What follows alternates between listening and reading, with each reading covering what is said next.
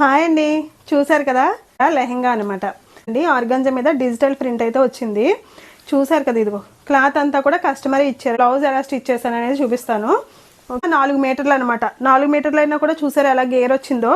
అయితే క్లాత్ని బట్టి కూడా వస్తుందండి శారీ. ఇదిగోండి బ్లౌజ్ అయితే జాస్మిన్ పట్టు క్లాత్ తీసుకుని ఇలాగా మెషిన్ ఎంబ్రాయిడరీ చేయించాను అనమాట. ఇదంతా కూడా లెహెంగాలో కలర్స్ అండి. ఇవన్నీ కూడా ఈ బ్లూ, రెడ్, గ్రీన్ ఇవన్నీని. ఈ గోల్డ్ కలర్ అనేది ఎక్కువ తీసుకున్నాను. హ్యాండ్ వచ్చేసరికి పఫ్ హ్యాండ్ అండి. ఇక్కడైతే వర్క్ చేశాను, కట్ వర్క్ లా చేసి మళ్ళీ పైన మనకి లెహెంగా క్లాత్ తోటి ఇలా బుట్ట హ్యాండ్స్ అనమాట. ఫ్రిల్స్ చూసారా ఎలా వేయించాను.